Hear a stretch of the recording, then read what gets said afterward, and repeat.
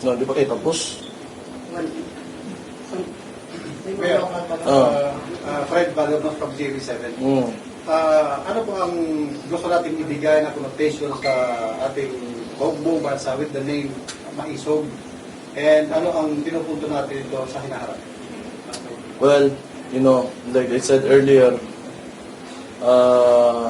tinawag siya na Maisog kasi we are facing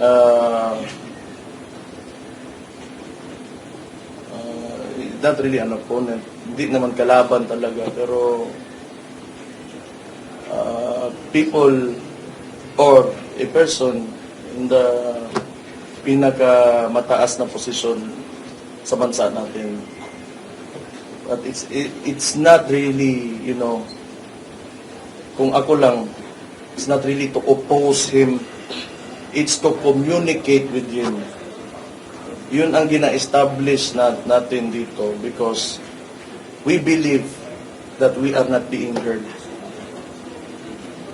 Eh nakikita nyo naman na hindi kami nakakapag-establish ng mga rallies just recently sa mga pinupuntahan namin.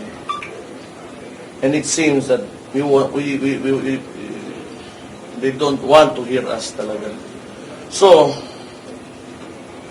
and you know, it's not an easy thing. Hindi madali para for a group or for an individual to establish communication the highest with the person in the highest position. That's why it's Maisog. Matapang ba? Kung sa Tagalog pa, ano ba? Mayor Baste, Mr. Colleagues, Duterte ay kilala po natin sa talagang galit sa mga drogista, drug si Tatay Digong. Ngayon po ay mainit ang issue sa Senado patungkol sa PDLX at maraming mga Pilipino po ang sumisigaw na dapat magpa-hair follicle drug test po si Pangulong Bongbong Marcos. Ano po ang inyong masasabi dito?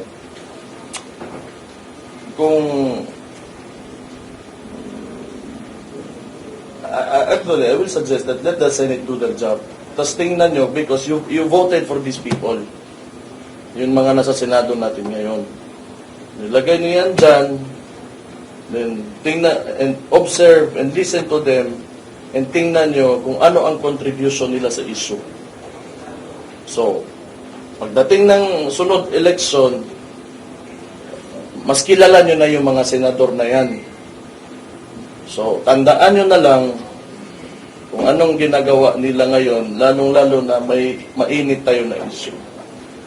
Okay, limit po tayo sa last three question. Nag-aantay na yung... Sige, okay. So last three question from the media. Follow up lang, Mayor Baste. Kailangan bang magkaroon ng hair follicle drug test si Pangulong Bongbong Marcos? That's up to him. That's up to him. I cannot say that kailangan or not. You know, that's up to him. It can be a personal choice for him. Thank you so much. Mayor, Jerwin po from K5 sa Tacloban. Na-mention po niyo po kanina about po sa yung plano po ng Maisog ay para maipalabas po ang yung hinaing at para magkamayroon po kayo ng ano ba to? Magka-communicate kayo. So mayroon bang ginagawang Maisog para magkaroon kayo ng communication between you and President Bongbong Marcos? Well, sana pansin ko lang on how they respond to sa mga demonstration na ginagawa namin. Like for example, ngayon they have an idea kung saan yung next rally.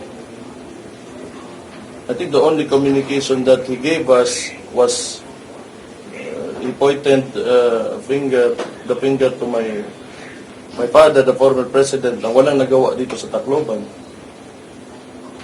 I think that's his way of communicating to us.